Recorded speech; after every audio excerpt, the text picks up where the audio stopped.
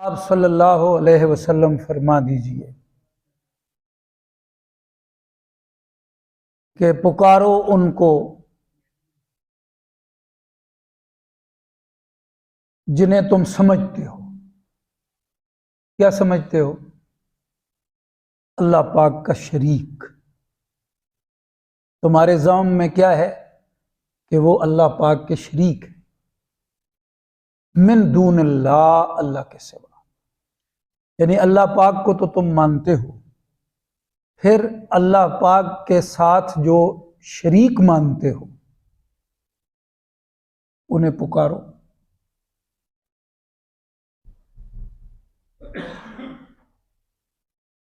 لا یملکون مثقال ذرۃ فی السماوات ولا فی الارض۔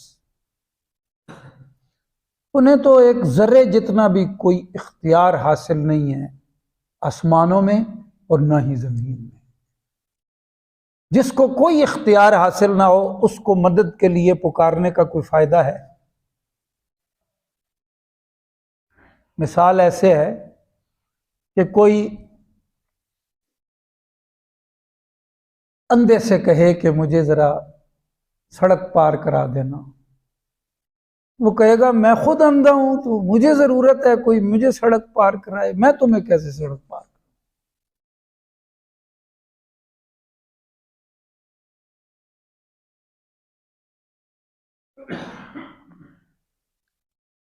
ایک شخص جو ہے اس کا پورا بدن رسیوں میں جکڑا ہوا نظر آ رہا ہو اور کوئی اسے کہے کہ تم میرے ہاتھ کی یہ رسی کھول دو، کہے گا پہلے میری تو کھلیں تو پھر میں تیرے لیے کچھ کر سکوں گا، میں خود جکڑا ہوا ہوں، بے بس ہوں، مجبور ہوں، میں تیری جکڑن کو کیسے کھولوں؟ جن کے پاس تنکے کے سرے کے برابر بھی آسمانوں اور زمین کی کسی چیز میں اختیار نہیں ہے، تم ما فوق الاسباب ان کو پکارو تو وہ تمہیں کیا دیں گے؟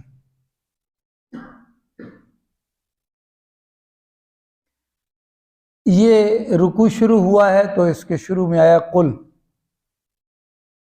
تو جہاں بھی یہ لفظ آتا ہے تو مطلب کیا ہوتا ہے؟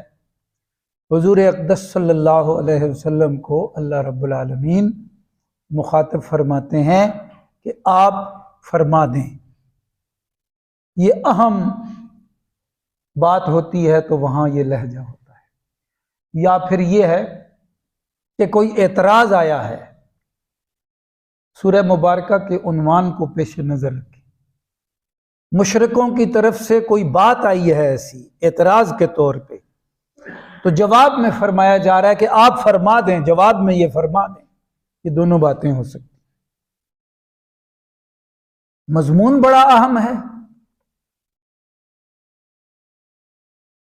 یعنی اصلاح کے حوالے سے۔ ویسے تو سارا ہی مضمون اہم ہے، جہاں اصلاح کا نمایاں پہلو ہوتا ہے وہاں ایسا لہجہ آ جاتا ہے۔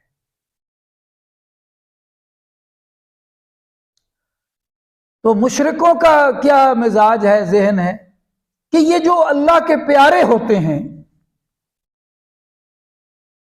اللہ پاک کے اور ان کے درمیان جو پیار ہوتا ہے تو اس پیار کے کچھ تقاضے ہوا کرتے ہیں۔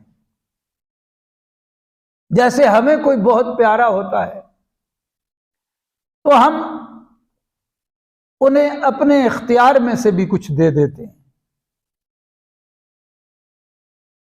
اپنی کمائی میں سے بھی دے دیتے ہیں، شریک کر لیتے ہیں، بینک بیلنس میں 2 نام ڈال دیتے ہیں،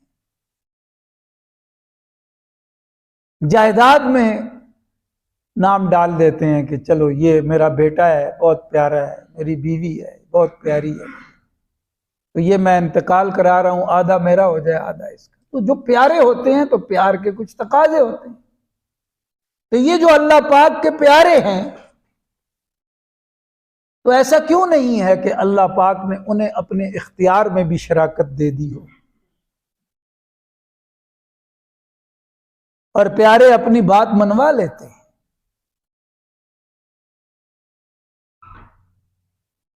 تو یہ جو جنہیں ہم پکارتے ہیں، مکہ کے مشرک اللہ پاک کو مانتے تھے یا نہیں؟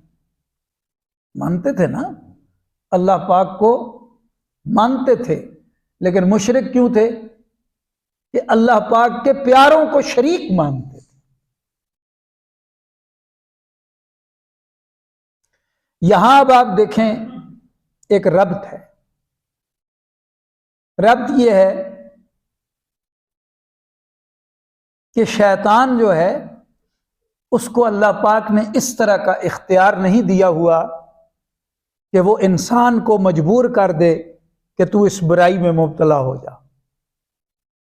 ایسا نہیں ہے۔ شیطان کسی کو بے بس نہیں کر سکتا۔ شیطان کیا کر سکتا ہے؟ وسوسہ ڈال سکتا ہے۔ یہی کام اس نے شروع کیا تھا، فوسوس الیہ الشیطان، شیطان نے وسوسہ اس کی طرف ڈالا، یعنی پہلا وسوسہ جو کیا ہے وہ آدم علیہ السلام کی طرف اور ان کی اہلیہ محترمہ کی طرف، یہ اس نے کارروائی شروع کی۔ اور کیا کیا؟ یہی کر سکتا ہے۔ یہاں سے آگے جو مضمون آ رہا ہے وہ شرک کی نفی ہے۔ تو شیطان کی جو سب سے بڑی محنت ہوتی ہے وہ کس بات پہ ہوتی ہے؟ وہ اس بات پہ ہوتی ہے کہ وہ انسان سے شرک کروائے۔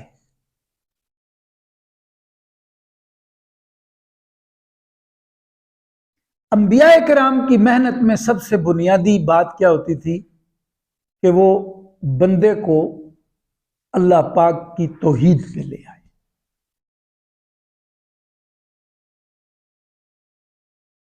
شیطان کی سب سے زیادہ محنت کس پہ ہے؟ کہ وہ بندے کو، اللہ پاک کے بندے کو شرک کی طرف لے جائے۔ وہ جانتا ہے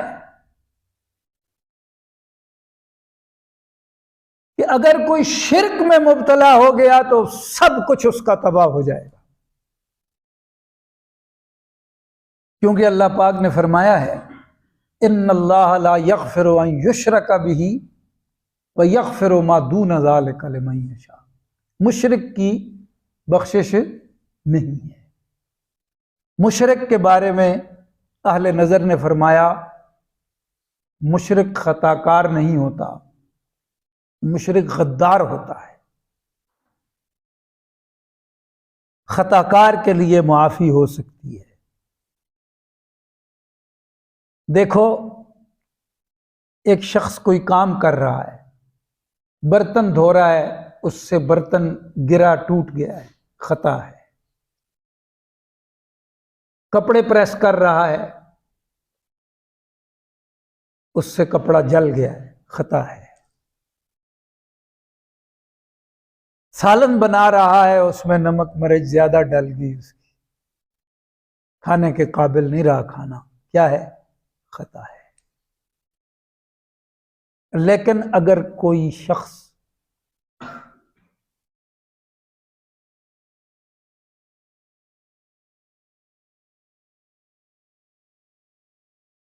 اپنی اہلیہ کی خطا کو معاف کرتا ہے، یہ بڑوں نے مثال دی ہے، بڑوں کی، کپڑے جل گئے، خطا ہے، معاف کر دی، برتن ٹوٹ گیا، خطا ہے، معاف کر دی، اور کوئی اس طرح کا کام، لیکن اس کا بہت ہی پیارا ہو، بہت ہی من پسند شخصیت ہو، لیکن اس کی اہلیہ اس کو اپنے بستر پہ گوارا کر لے، یہ برداشت کرے گا؟ کیونکہ یہ اس کی غیرت کا مسئلہ ہے۔ جس طرح ایک غیرت مند اپنی غیرت میں کسی پیارے کو برداشت نہیں کر سکتا، اس طرح اللہ رب العالمین کی توحید اللہ پاک کی غیرت ہے۔ اللہ پاک اپنی غیرت میں کسی پیارے کو برداشت نہیں کرتے۔ پیارے اپنی جگہ ٹھیک ہے، اس لیے یہ یاد رکھیں جو مشرک ہے وہ خطا کار نہیں ہے، مشرک جو ہوتا ہے وہ غدار ہوتا ہے۔ خطاؤں کے لیے معافی ہے، غداری کے لیے سزائے موت ہے۔ غداری کے لیے گنجائش دنیا کے قانون میں بھی جو انسان بناتا ہے، اسی طرح یہ بات سمجھ لیں۔ یہ پیارے بہت پیارے ہیں، لیکن غیرت میں شریک کوئی بھی ان کو نہیں کر سکتا۔ بہت پیار ہو لیکن غیرت میں شریک، تو توحید ایک زاویے سے اللہ پاک کی غیرت ہے، تو غیرت میں اللہ پاک کسی پیارے کو بھی شریک نہیں کرتے۔ شیطان اس طرح کا کام کرا کے انسان کو تباہ کرنا چاہتا ہے کہ اور کوئی عمل کراؤں گا تو وہ ایک عمل اس کے نامہ عمل میں درج ہو جائے گا، ہو سکتا ہے اس عمل کے برابر کی وہ کوئی نیکی کر لے جو برابر ہو جائے اس کے۔ دیکھو حدیث پاک میں آتا ہے نا، قیامت والے دن جب نامہ عمل کھلیں گے، اعمال تلیں گے، تو جس شخص کی نیکیاں اور گناہ برابر ہو گئے اسے بھی اللہ پاک اپنی رحمت سے معاف کر دیں گے۔ وہ لمبی بات میں نہیں کر رہا نا، بارہا ہم دہرا چکے ہیں، برابر ہو گئے، نیکیاں بھی اسی وزن کی ہیں اس کے پاس اور گناہ بھی اسی وزن کے ہیں، برابر ہو گئے، تو اب اللہ پاک نگاہ کرم فرمائیں گے، فضل فرمائیں گے اور معاف کر دیں گے۔ تو اسے یہ خیال ہوتا ہے، لیکن شرک ایسا کام ہے جس کا اعلان کر دیا، انہ من یشرک باللہ فقد حرم اللہ علیہ الجنۃ ومأواہ النار۔ جس نے شرک کیا ہے اس پہ اللہ پاک نے جنت کو حرام کر دیا، فقد حرم اللہ علیہ الجنۃ ومأواہ النار، اور اس کا دائمی ٹھکانہ دوزخ کی آگ ہے۔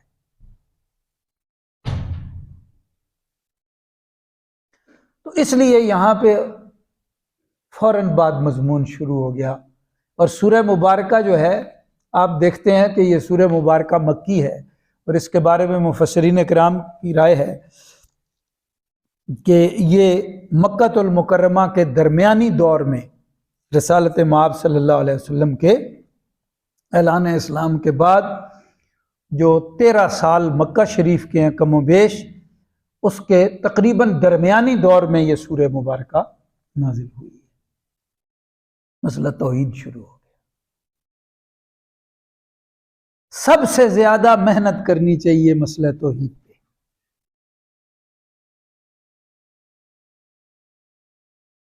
اور توحید جب مزاج کا حصہ بن جاتی ہے اور دل کی وادی میں اتر جاتی ہے تو اس سے میٹھا مسئلہ کوئی نہیں ہے۔ جتنا قرار مسئلہ توحید دل کو دیتا ہے کوئی مسئلہ نہیں دے سکتا، اور اگر یہ چیز دل میں جگہ نہ بنائے تو اس جتنا کڑوا مسئلہ بھی کوئی نہیں۔ سب سے زیادہ مسئلہ توحید کو یاد کرنا چاہیے، اور اس میں چھوٹی سی بات، اللہ پاک کی ذات وہ ہے کہ اس کی ذات میں اور اس کی صفات میں اور اس کے افعال میں کوئی شریک نہیں، وہ وحدہ لا شریک ہے۔ بس یہ 3 باتیں ذہن میں رکھیں۔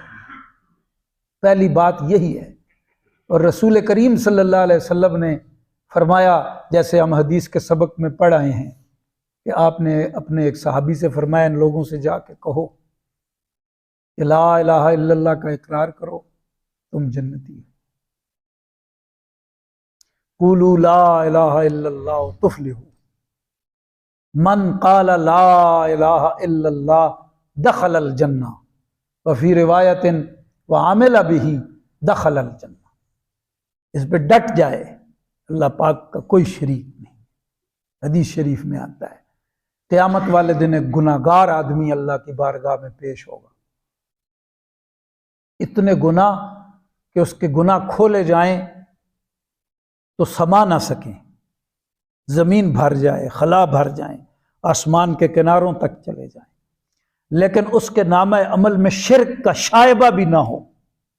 اللہ پاک فرماتے ہیں میں اس کے گناہوں پر اپنی رحمت کی چادر ڈال کے اس سے محبت کے ساتھ ملاقات کروں گا۔ توحید کا مسئلہ یہ سمجھ لو کہ سب سے زیادہ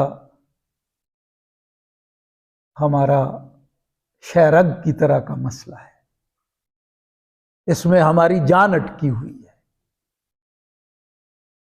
ہماری سانس اس کی بنیاد پہ چلتی ہے، ہماری دھڑکنیں اس سے ترتیب پاتی ہیں۔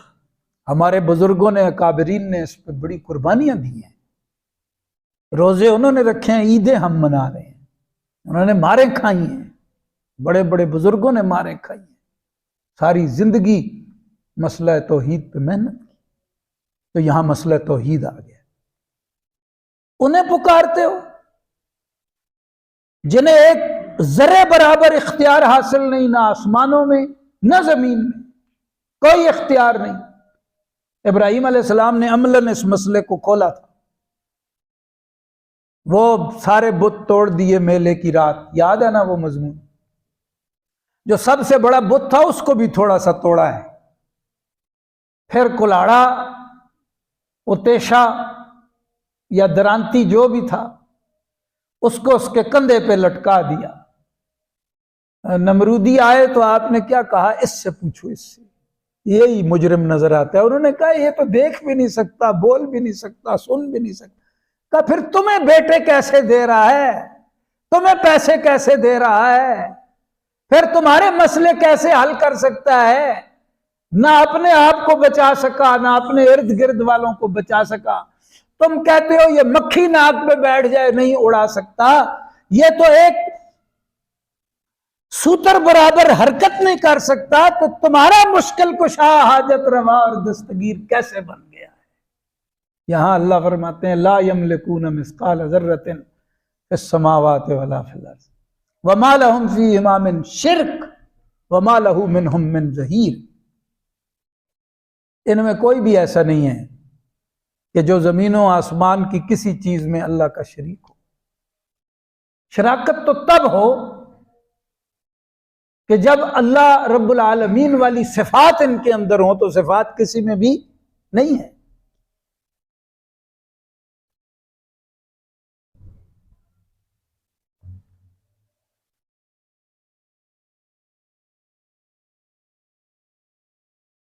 یقین دانم دری عالم کہ لا مقصود اللہ ولا مطلوب فی الکونین ولا موجود اللہ۔ سلطان بہو کا کلام اسی سے شروع ہو رہا ہے، تو مسئلہ توحید سکھا رہے ہیں، آگے جو تماشے لگا دیے ہیں وہ تو ان کی بنیاد ہی نہیں سمجھ سکے۔ جو تیغے لا بدستاری بیا تنہا چ غمداری مجو از غیر حق یاری کے لا فتاح اللہ۔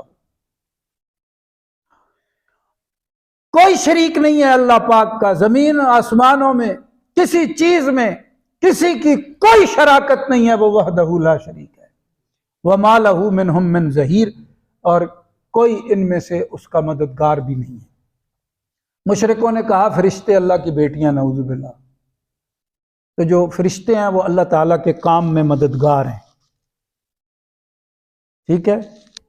اس طرح مفسرین نے لکھا ہے، مشرکوں نے کہا کہ یہ اولیاء ہیں، اللہ کے پیارے ہیں، یہ اللہ کے کام میں مددگار ہیں، شریک ہیں۔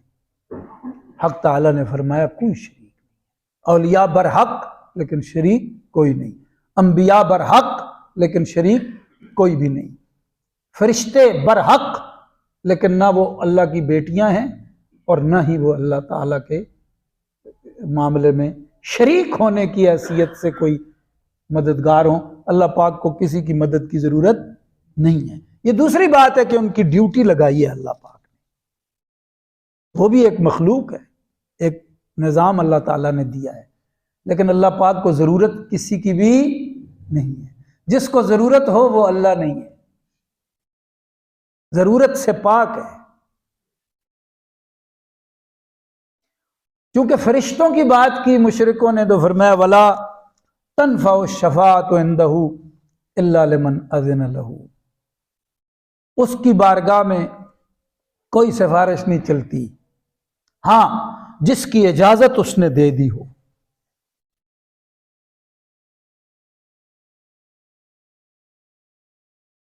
اجازت دے دی ہو، اللہ پاک اجازت دے دیں ہاں بھائی تم سفارش کرو، میں تمہاری سفارش قبول کرتا ہوں۔ رسول کریم صلی اللہ علیہ وسلم نے فرمایا ہے کچھ لوگ ایسے ہیں جن کو اللہ پاک اجازت دیں گے کہ تم سفارش کرو گناہگار کے حق میں قبول کرتا ہوں۔ قرآن کا حافظ ہے، عالم ہے، بعمل ہے، شہید ہے، حج پہ ایک شخص گیا راستے میں وفات پا گیا، شہید ہے، وہ بھی سفارش کرے گا۔ اس طرح جن کو اللہ پاک اجازت دیں گے وہ سفارش کر سکیں گے، باقی کوئی اپنی مرضی سے سفارشی بن جائے یہ نہیں ہو سکتا، نہ فرشتے نہ کوئی اور۔ حتیٰ اذا فزع عن قلوبہم، یہ فرشتوں کی بات ہو رہی ہے،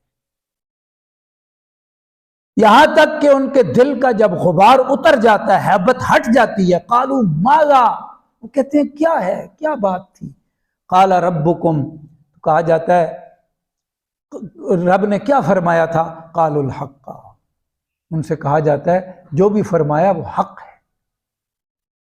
قرآن کی آیات میں بھی آتا ہے اور احادیث مبارکہ میں بھی آتا ہے جب کوئی اللہ پاک کی طرف سے حکم نازل ہوتا ہے فرشتوں کے لیے بھی، تو یہ عجیب سما ہوتا ہے، اس کی کچھ وضاحتیں آئی ہیں۔ یہ جو سدرۃ المنتہا ہے اس کی شاخیں پھیلی ہوئی ہیں سب طرف، تو حکم اترتا ہے تو ان کے رنگ بدلتے ہیں، ہر آسمان پہ اس کی شاخیں آئی، تو کوئی کوڈ ہوتا ہے، جیسے وحی الہی کے بارے میں فرمایا گیا وہ اس طرح وہ پیغمبر ہی سمجھ سکتے ہیں کہ کیا بات ہے، یہ انہی کی شان ہے۔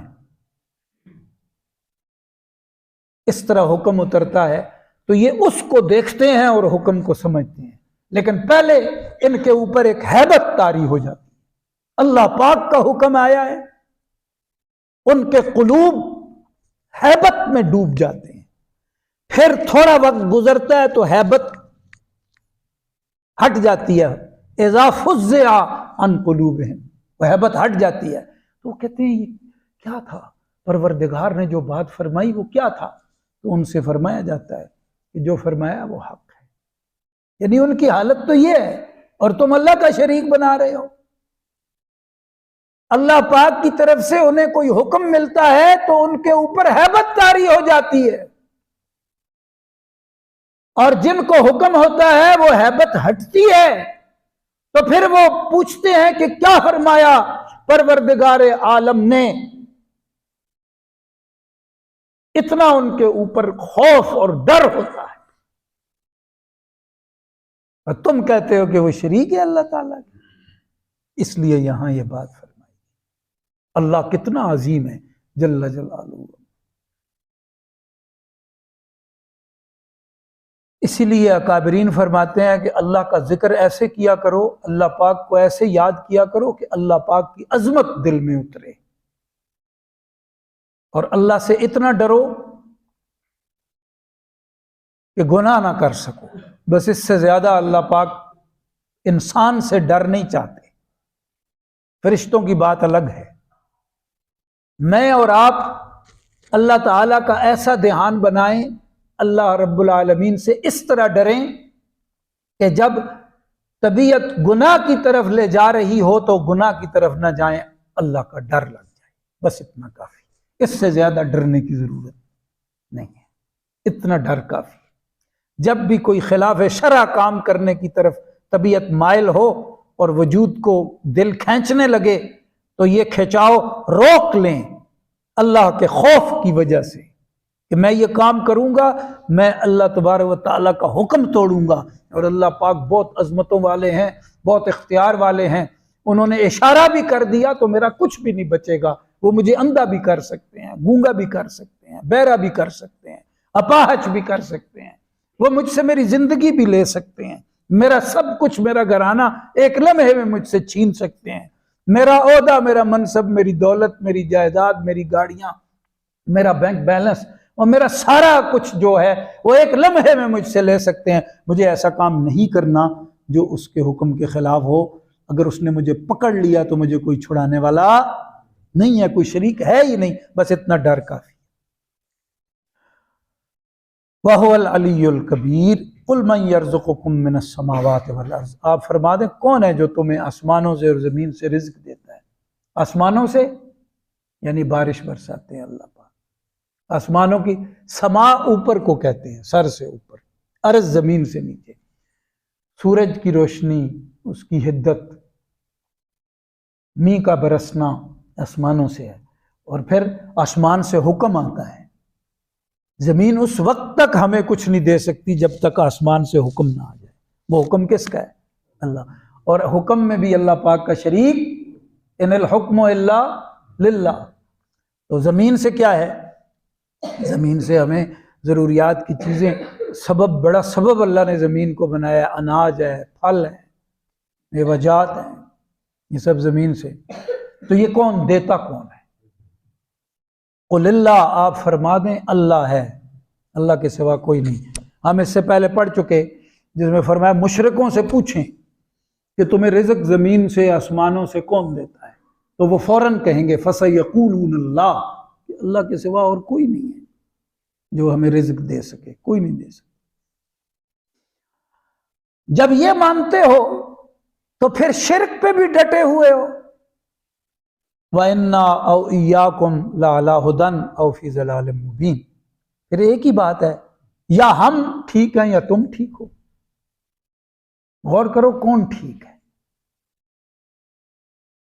اللہ تعالیٰ نے عقل دی ہے، سمجھ دی ہے، قرآن کے دلائل آ گئے ہیں، حضور علیہ السلام نے سمجھا دیا مسئلہ کھول کے، تو غور کرو نا، یہ جن کو تم نے شریک بنایا ہوا ہے یہ شریک ہو سکتے ہیں؟ یہ جو بتوں کے پجاری ہیں نا ہندو، یہ کیا کرتے ہیں؟ کبھی کبھی اپنے بت کو اٹھا کے باہر پھینک دیتے ہیں، کہتے ہیں تو ایک مٹی کا مادو ہے، پتھر کی مورت ہے، تو نہ سنتا ہے نہ دیکھتا ہے، تو ہمارے مسئلے کیسے حل کر سکتا ہے؟ بعد میں غصہ ٹھنڈا ہوتا ہے، پھر اٹھا کے لے آتے ہیں، پھر رکھتے ہیں، پھر پوجا شروع کر دیتے ہیں۔ او بھئی عقل سے کام لو۔ مشرکو، جو تم کہتے ہو کہ فلاں اللہ کا شریک ہے، اس کا مطلب یہ ہوگا کہ وہ اللہ پاک جیسا ہے، اور اللہ پاک جیسا کوئی ہو سکتا ہے؟ لیسا کمثلہ شیء، نہیں ہو سکتا نا، تو پھر شریک کیوں ٹھہراتے؟ بڑے سے بڑا ولی اللہ پاک کا شریک ہو سکتا ہے؟ انبیاء پاک اللہ پاک کے شریک ہو سکتے ہیں؟